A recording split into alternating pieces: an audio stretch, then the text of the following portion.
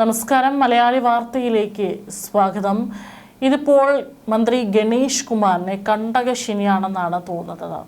തുടർച്ചയായിട്ട് അദ്ദേഹത്തിന് അടിപതറിക്കൊണ്ടിരിക്കുകയാണ്.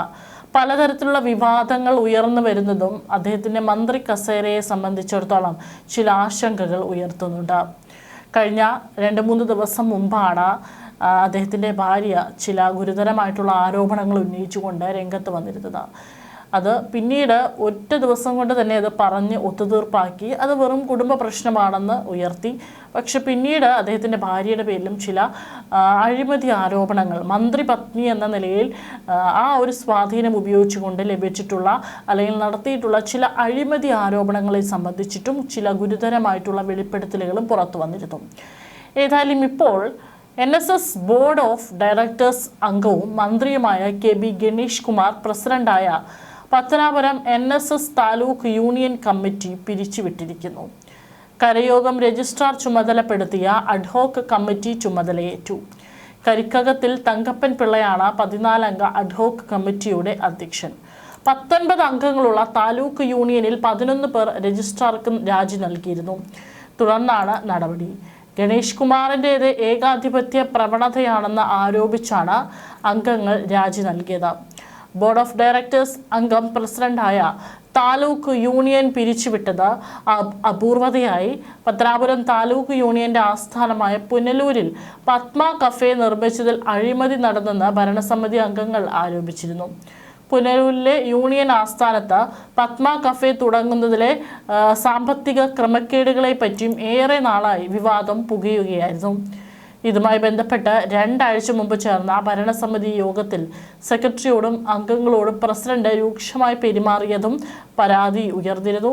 ഇതേ തുടർന്ന് 1.5 വർഷം യൂണിയൻ സെക്രട്ടറിയായിരുന്ന G. അനിൽകുമാർ നിർബന്ധിത സ്ഥലമാറ്റം വാങ്ങി കൊല്ലം യൂണിയനിലേക്ക് പോയി. ഈ പശ്ചാത്തലത്തിലാണ് വൈസ് പ്രസിഡന്റ് J. രാധാകൃഷ്ണ പിള്ളയടക്കം 11 ഭരണസമിതി അംഗങ്ങൾ ചങ്ങനാശ്ശേരിയിലെത്തി രാജിക്കത്ത് നൽകിയത്. ഈ വിഷയം ഉന്നയിച്ച സമിതി അംഗം പട്ടാഴി വടക്കേക്കര സ്വദേശി R. വേണുകുമാറിനെ മർദ്ദിച്ചതും വിവാദമായി. അഴിമതിയും മർദ്ദനവും അന്വേഷിക്കണമെന്ന് ആവശ്യപ്പെട്ട് ഭരണസമിതിയിലെ 11 പേർ നേതൃത്വത്തിന് പരാതി നൽകിയിരുന്നു. ഇവർ രാജിവെച്ചതോടെ ഭൂരിപക്ഷം നഷ്ടമായ കമ്മിറ്റിയുടെ പ്രസിഡന്റ് സ്ഥാനത്ത് നിന്നും ഗണേഷ് കുമാറിനെ ഒഴിവാക്കാനുള്ള നീക്കം സജീവമായി. 2 പേർ രാജി പിൻവലിക്കുന്നതായി കാണിച്ചു. പിന്നീട് ഗണേഷ് കുമാറിന്റെ കൈവശം കത്ത് കൊടുത്തുവിട്ടെങ്കിലും നേരിട്ടെത്തി അറിയിക്കണമെന്നായിരുന്നു നേതൃത്വത്തിന്റെ നിലപാട്. ഇതേസമയം യൂണിയനുമായി ബന്ധപ്പെട്ട് ഉയർന്ന ആരോപണങ്ങൾ നിഷേധിച്ച് പ്രസിഡന്റ് KB ഗണേഷ് കുമാറും രംഗത്തെത്തിയിരുന്നു. തന്നെയും യൂണിയനെയും തകർക്കാൻ രാഷ്ട്രീയമായി ലക്ഷ്യമിട്ടിട്ടുള്ളതാണ് ആരോപണങ്ങളെന്നായിരുന്നു അദ്ദേഹം വിശദീകരിച്ചിരുന്നത്. രാജിവെച്ച 11 പേരെ കൂടാതെ വിവിധ കരയോഗങ്ങളെ പ്രതിനിധീകരിച്ച് അജികുമാർ, ജയപ്രകാശ്, യുബേഷ് എന്നിവരെ കൂടി ഉൾപ്പെടുത്തിയാണ് അഡ്ഹോക്ക് കമ്മിറ്റി രൂപീകരിച്ചത്. 6 മാസത്തിനുള്ളിൽ തിരഞ്ഞെടുപ്പ് നടത്തുന്നത് വരെയാണ് ചുമതല. KB ഗണേഷ് കുമാറിന്റെ അധ്യക്ഷതയിൽ NSS താലൂക്ക് യൂണിയൻ ഭരണസമിതി യോഗം ഇന്ന് 11-ന് പുനലൂരിൽ ചേരാനിരിക്കെയാണ് പിരിച്ചുവിടൽ ഉണ്ടായിരിക്കുന്നത്. തന്റെ പിതാവ് R. ബാലകൃഷ്ണപിള്ള 64 വർഷം പണിപ്പെട്ടു ഉണ്ടാക്കിയതാണ് പത്തനാപുരം താലൂക്ക് NSS യൂണിയൻ എന്നും ഇത് ആരുടെയും പിരിവെടുത്ത് ഉണ്ടാക്കിയതല്ലെന്നും കഴിഞ്ഞ ദിവസം അംഗങ്ങളുടെ എതിർപ്പിനെ ഗണേഷ് കുമാർ പ്രതിരോധിച്ചിരുന്നു. കുടുംബ പ്രശ്നങ്ങളെ തുടർന്ന് വിവാദത്തിലായ ഗണേഷ് കുമാറിന് തിരിച്ചടിയാണ് പുതിയ സംഭവവികാസം. NSS നേതൃത്വത്തിനെതിരെ ഗതാഗത മന്ത്രി KB ഗണേഷ് കുമാർ നേരത്തെയും രംഗത്ത് വന്നിട്ടുണ്ട്. ഇപ്പോൾ പത്തനാപുരം NSS യൂണിയൻ പിരിച്ചുവിട്ടതാണ് വിമർശനത്തിന് കാരണമായത്. പത്തനാപുരം NSS യൂണിയന് 300 കോടിയുടെ ആസ്തിയുണ്ടെന്നും അത് കൈക്കലാക്കാനുള്ള ശ്രമങ്ങളുടെ ഭാഗമാണ് നിലവിലെ നടപടികളെന്നാണ് മന്ത്രി ആരോപിച്ചിരിക്കുന്നത്. നടപടിയിൽ ജനാധിപത്യ ധ്വംസനം ഉണ്ടായിട്ടുണ്ടോ എന്ന് പരിശോധിക്കണമെന്നും ഗണേഷ് കുമാർ ആവശ്യപ്പെട്ടു.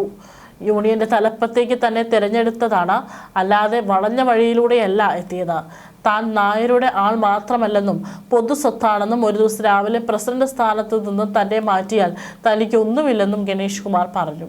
R. ബാലകൃഷ്ണപിള്ളയുടെ നേതൃത്വത്തിൽ 64 വർഷം കൊണ്ട് പത്തനാപുരം NSS യൂണിയന് 300 കോടി രൂപയുടെ ആസ്തിയുണ്ട്. ഇത് കൈക്കലാക്കാനുള്ള പരിപാടിയുടെ ഭാഗമാണിത്. NSSന്റെ ജനറൽ സെക്രട്ടറിയായ G. സുകുമാരൻ നായരുടെ തീരുമാനങ്ങളെ എതിർക്കില്ലെന്ന് തന്റെ അച്ഛന് വാക്ക് കൊടുത്തിട്ടുണ്ടെന്നും അതതുപോലെ പാലിക്കുമെന്നും മന്ത്രി കൂട്ടിച്ചേർത്തിട്ടുണ്ട്. ഏതായാലും ഇപ്പോൾ NSS സംഘവും KB ഗണേഷ് കുമാറിനെ കൈയൊഴിയുന്നു എന്നുള്ളതിന്റെ സൂചനയാണ് ഇപ്പോൾ KB ഗണേഷ് കുമാർ പ്രസിഡന്റായിട്ടുള്ള ഈ ഒരു യൂണിറ്റ് പിരിച്ചുവിട്ടതിൽ നിന്ന് മനസ്സിലാക്കാനായിട്ട് സാധിക്കുന്നത്.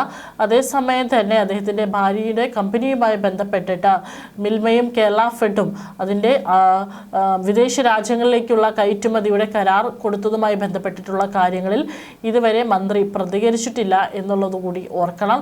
വളരെ ഗുരുതരമായിട്ടുള്ള ആരോപണങ്ങളാണ്. 2023 KB ഗണേഷ് കുമാർ ഗതാഗത മന്ത്രിയായി സ്ഥാന ചുമതല ഏറ്റതിന് ശേഷമാണ് ഇത്തരത്തിൽ തൻ്റെ ഭാര്യയുടെ കമ്പനിക്ക് ഈ ഒരു കരാർ ലഭിക്കുന്നത്. മറ്റുള്ള കമ്പനികളെ ഒന്നും തന്നെ ടെൻഡർ വിളിക്കാതെ നേരിട്ടുള്ള ഒരു കരാറാണ് ഈ കമ്പനിക്ക് നൽകിയിരിക്കുന്നത്. ഇതിൽ തീർച്ചയായിട്ടും എന്താണ് സംഭവിച്ചിരിക്കുന്നത് എന്നുള്ളതിൽ മന്ത്രി KB ഗണേഷ് കുമാറും സർക്കാരും ഉത്തരം നൽകേണ്ടിയിരിക്കുന്നു. കാരണം ആദ്യം ഭാര്യ തന്നെ ഉന്നയിച്ചിട്ടുള്ള ആരോപണങ്ങൾ പിന്നീട് ഭാര്യ തന്നെ തിരുത്തി പറയുന്ന ഒരു സാഹചര്യം ഉണ്ടായിരുന്നു. അതൊരു കുടുംബ പ്രശ്നമാണ്, വ്യക്തിപരമായിട്ടുള്ള പ്രശ്നമാണ് എന്ന് വിചാരിക്കാം. പക്ഷേ ഇത് അങ്ങനെയല്ല. ഇതിപ്പോൾ ഒരു സർക്കാർ സ്ഥാപനമാണ് ഇതിൽ ഉൾപ്പെട്ടിരിക്കുന്നത്. തീർച്ചയായിട്ടും അതിന് മറുപടി പറയേണ്ടിയിരിക്കുന്നു. മാത്രമല്ല, ധാർമ്മികമായിട്ടുള്ള മന്ത്രി എന്ന നിലയിൽ അല്ലെങ്കിൽ ഒരു ജനപ്രതിനിധി എന്ന നിലയിൽ പാലിക്കേണ്ട മര്യാദകൾ മന്ത്രി പാലിച്ചിട്ടുണ്ടോ എന്നുള്ളത് കൂടിയാണ് ഈ ഒരു സാഹചര്യത്തിൽ ചോദ്യം ചെയ്യപ്പെടുന്നത്.